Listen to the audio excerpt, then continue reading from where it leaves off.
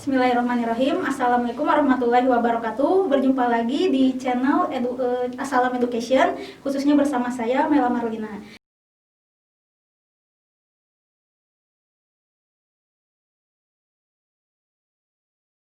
Nah, sesuai dengan judulnya, kali ini kita akan membahas salah satu materi kelas 11 semester 1. Bab yang pertama yang akan kita pelajari yaitu tentang kelompok sosial. Nah, sebelumnya Ibu mau tanya nih, kenapa sih pada dasarnya kita ingin hidup berkelompok?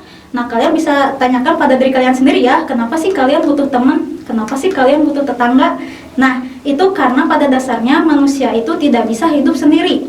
Nah, maka dari itu manusia punya istilah yang namanya homo socius, yang artinya makhluk sosial, bahwasanya manusia itu tidak bisa hidup sendiri dan butuh bantuan orang lain. Nah, itulah penyebab kenapa manusia senantiasa ingin hidup berkelompok. Jadi di dunia ini, di masyarakat sekitar kita itu tidak mungkin ada orang yang bisa hidup sendiri, karena bahwasanya mereka tuh pada dasarnya saling membutuhkan.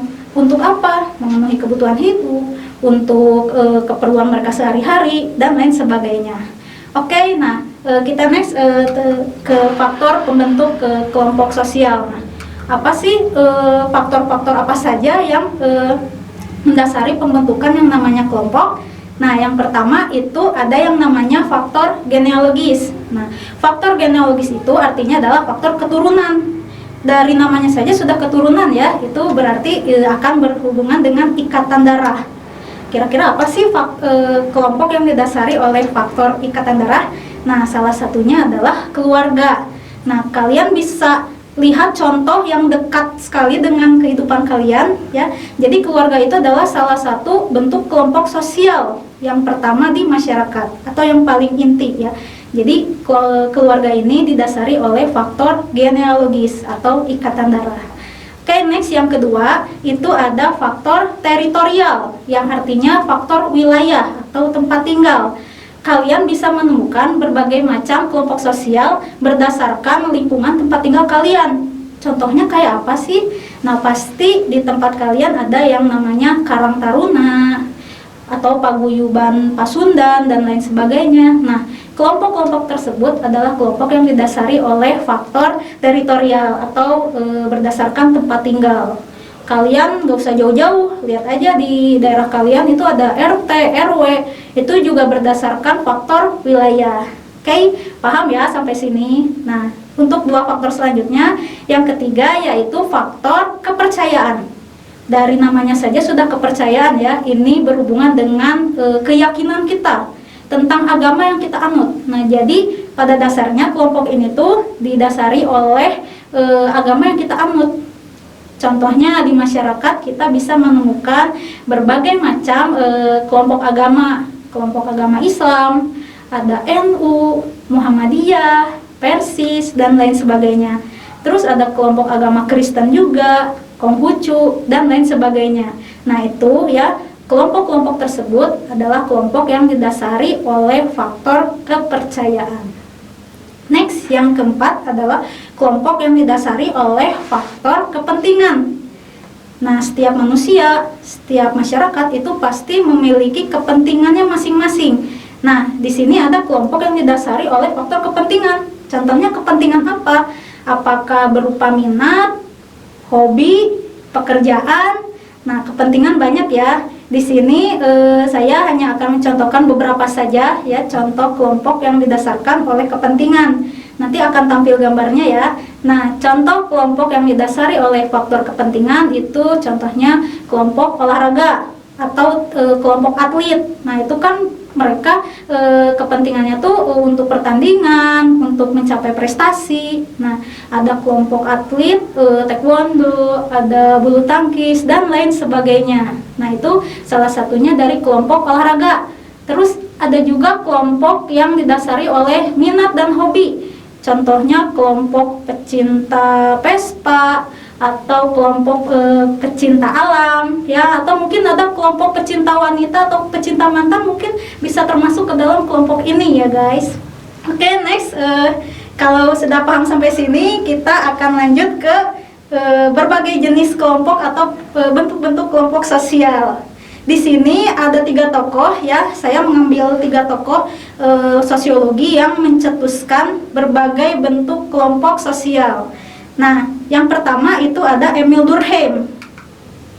Nah, Emil Durkheim ini adalah salah satu pencetus kelompok sosial. Beliau membagi kelompok sosial itu ke dalam 2 kelompok. Yang pertama ada solidaritas mekanik, dan yang kedua itu ada solidaritas organik. Solidaritas mekanik ini adalah suatu kelompok yang sudah mengenal pembagian kerja. Pembagian kerja itu solidaritas mekanik itu adalah kelompok yang belum mengenal pembagian kerja ya, belum mengenal pembagian kerja. Artinya apa? Jadi yang namanya solidaritas mekanik, mereka belum mengenal yang namanya manajemen seperti di kantor, atau mengenal yang namanya sistem, struktur dan lain sebagainya.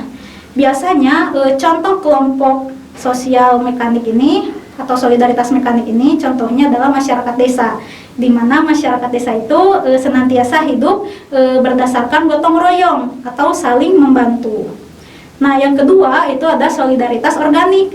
Solidaritas organik itu kebalikan dari solidaritas mekanik. Kalau mekanik belum mengenal pembagian kerja, kalau organik itu sudah mengenal yang namanya pembagian kerja. Nah, ini contohnya biasanya ada di masyarakat perkotaan. Kalau kita lihat ya selama ini itu berkembang yang namanya ilmu manajemen. Nah, itu sebenarnya akan dipergunakan oleh masyarakat atau kelompok solidaritas organik. Mereka mengenal manajemen, pembagian kerja, jabatan dan peran-perannya. Ada kepala sekolah, mungkin kalau di sekolah, terus ada bendahara, ada wakasek dan guru dan lain sebagainya. Nah, itu sudah mengenal yang namanya pembagian kerja. Nah, oke, itu tadi 2 bentuk kelompok yang dicetuskan oleh Emil Durkheim. Next, yang kedua itu ada menurut Ferdinand Tönnies. Nah, Ferdinand Tönnies membagi kelompok itu ke dalam 2 kelompok. Yang pertama ada Gemeinschaft. Nah, itu istilah Indonesianya tuh paguyuban. Nah, yang kedua itu ada Gesellschaft. Istilah Indonesianya itu patembayan. Nah, yang pertama, Gemeinschaft itu apa sih? Paguyuban itu seperti apa sih? Ini juga merupakan kelompok sosial yang sifatnya intim, private, dan eksklusif, di mana hubungan antar anggotanya tuh memiliki kedekatan yang dalam, ya, intimate. Nah, ini punya interaksi yang intens sehari-harinya. Nah, itu merupakan contoh dari kelompok paguyuban ini. Bisa perkawinan, keluarga, persahabatan. Ya, kalian amati kelompok di sekitar kalian yang punya hubungan yang intim dan dekat. Nah, itu sudah dipastikan itu adalah Gemeinschaft.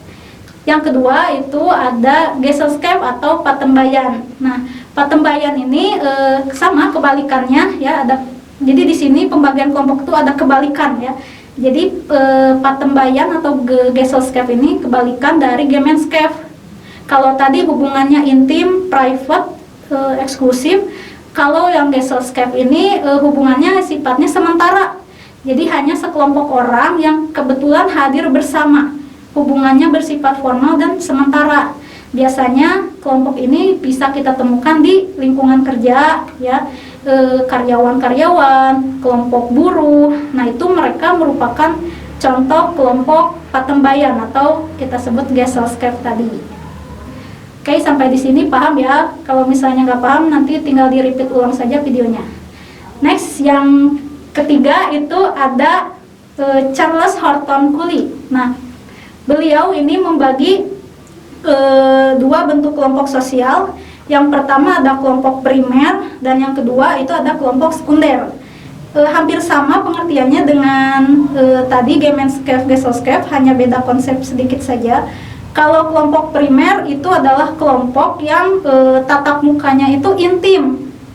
Sama ya, ada kedekatan khusus ya, ada intim, terus hubungan timbal baliknya tuh intens.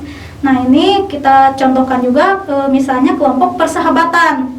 Biasanya kan kita setiap manusia punya teman dekat ya, bahkan mungkin ada yang punya pacar juga. Nah, itu bisa kita masukkan ke dalam kelompok primer. Nah, next yang kedua itu ada kelompok sekunder. Ini juga kebalikan dari kelompok primer ya.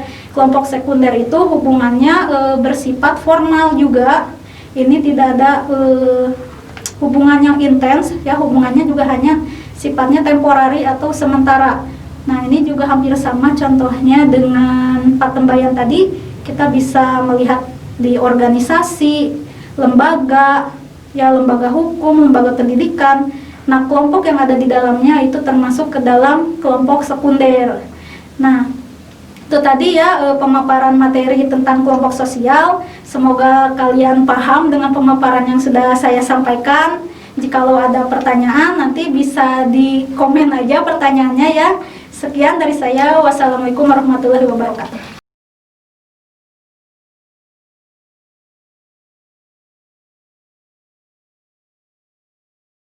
Be strong.